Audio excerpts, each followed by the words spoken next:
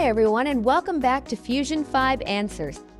In today's quick tip, I'll show you 2 simple ways to reset your Windows tablet if it ever becomes unresponsive. And let's start with a hard reset. So what you're going to do is hold down the power button for about 15 seconds until the tablet powers off.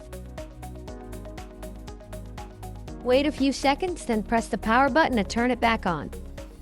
Okay, and if that didn't work, Windows includes another recovery option called Reset This PC.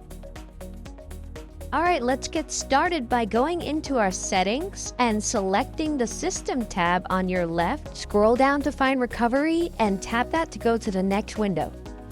And here you'll find Reset This PC. So just tap on that and you'll be prompted to choose an option.